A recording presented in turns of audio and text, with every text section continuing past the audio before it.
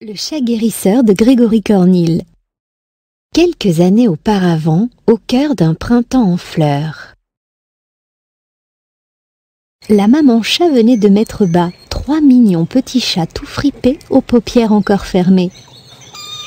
Il y avait dans l'ordre des naissances 2 mâles et une femelle. Les 3 chatons semblaient toujours affamés et réclamaient souvent la tétée.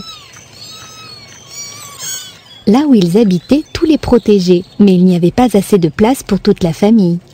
Ne pouvant choisir entre l'un et l'autre, maman chat dut se résigner à se séparer de ses 3 petits devenus bien grands maintenant.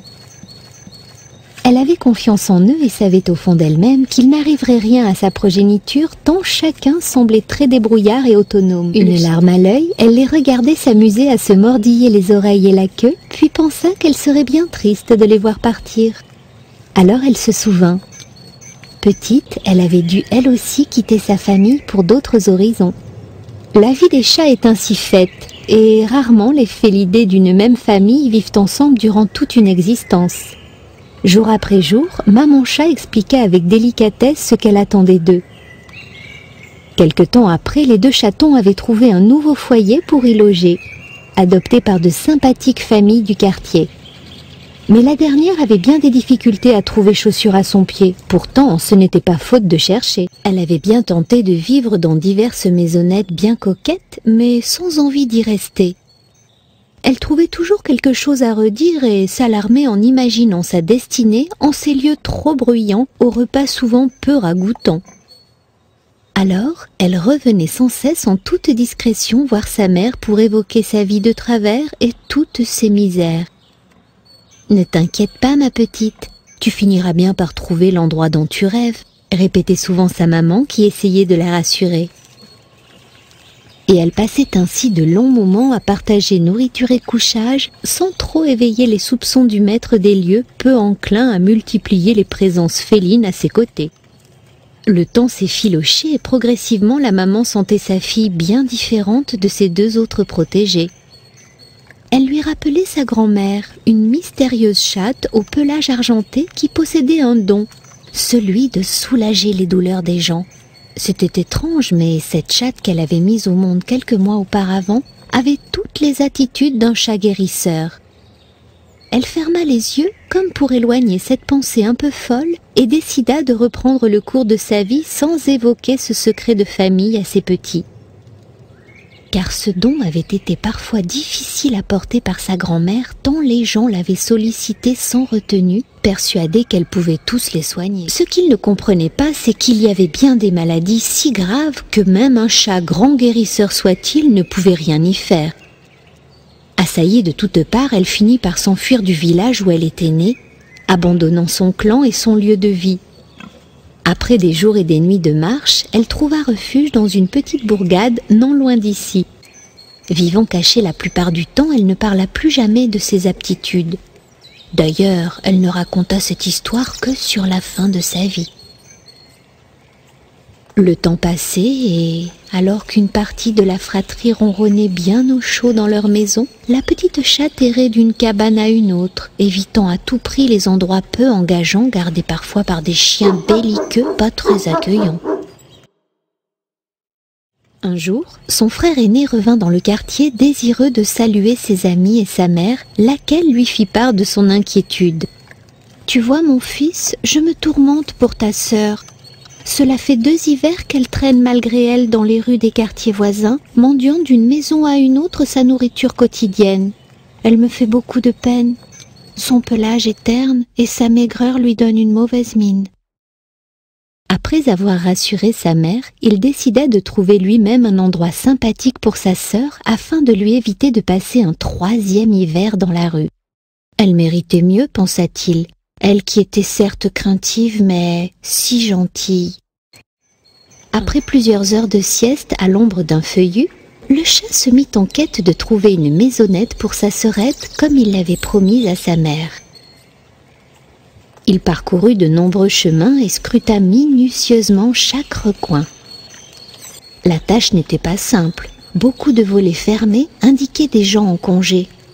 Sous la chaleur accablante d'un été qui s'annonçait torride, il s'arrêta au bord d'un cours d'eau pour s'abreuver. L'eau y était claire et bien fraîche, et il prit tout son temps observant les insectes qui voltigeaient au-dessus de sa tête. En temps normal, il aurait bien tenté d'en attraper un au vol, mais il avait d'autres chats à fouetter. Il se lécha les pattes pour les rafraîchir un peu et reprit son chemin. C'est alors qu'il perçut un bruit des éclats de voix d'enfants qui jouaient joyeusement en plein air. Il s'approcha doucement et se glissa sous un bosquet pour mieux observer sans être dérangé. « Voyons voir » murmura-t-il. Il regarda autour de lui et fixa les deux petites filles qui s'éclaboussaient avec l'eau de leur piscine. C'était assez bruyant, un chahut dont il n'appréciait guère les moments. Elles finirent par se calmer et dégustèrent une glace chocolat-vanille assis sur un transat protégé du soleil par un noyer au feuillage généreux. Elles semblaient apaisées après tant d'agitation. Était-ce le moment de tenter une approche ? Il fallait bien qu'il fasse connaissance avec ces deux filles s'il voulait s'assurer de la sécurité des lieux avant d'y envoyer sa petite sœur. Sous un soleil de plomb, un grillon grésillait non loin de là et contribua à plonger notre explorateur dans un paisible sommeil. Ce fut une sieste de courte durée. Un petit chien tout excité et aboyant à tue-tête l'avait reniflé de loin et s'approchait à vive allure.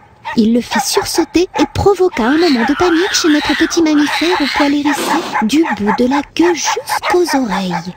Il gravit sans réfléchir la clôture qui le séparait des enfants et bondit 2 mètres plus loin sur la pelouse proche de la piscine où jouaient tout à l'heure les deux fillettes. Alertées par l'aboiement du petit roquet, les filles s'écrièrent toutes émerveillées. « Maman, papa, venez voir vite, vite! Il y a un chat dans notre jardin! Oh oui, il est très beau !»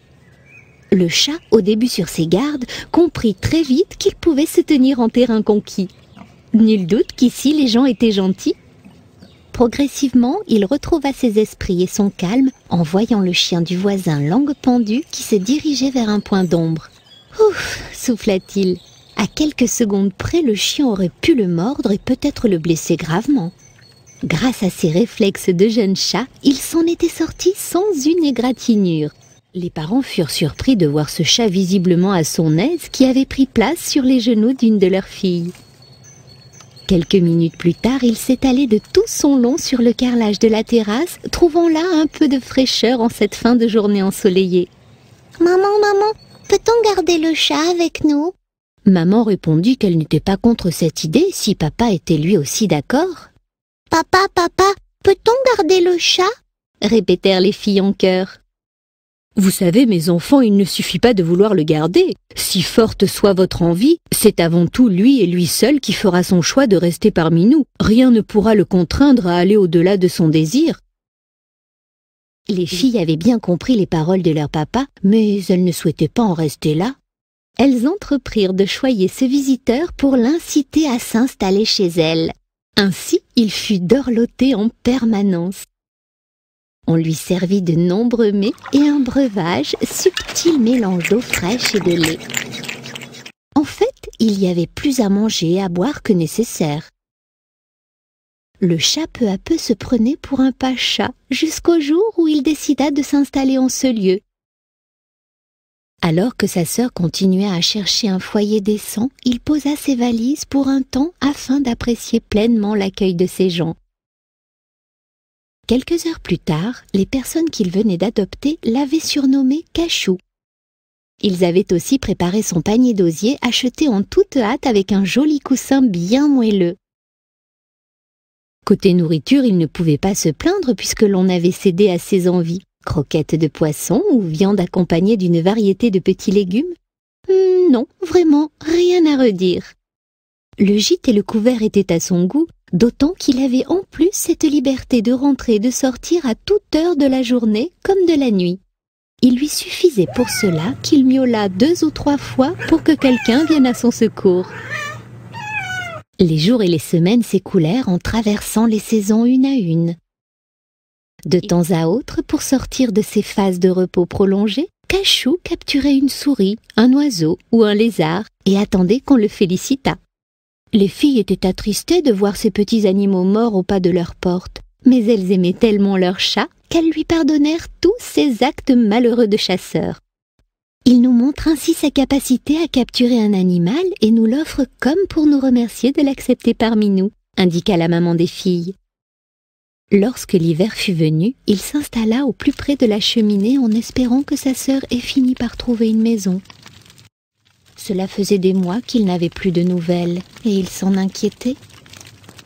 L'instant d'après, il se mit à penser de nouveau à elle et l'imagina grelottante dans un repaire sordide et humide, maigre et affamée. Promis, après l'hiver, dès les premiers beaux jours de printemps, il se rendrait auprès de sa mère pour en savoir plus. En attendant, il ferma les yeux comme pour mieux apprécier les caresses prolongées des deux fillettes et se mit à ronronner de bonheur. Il poussa un soupir et rentra tout doucement dans le monde d'Hypnos, accompagné de Morphée. Fin du premier épisode.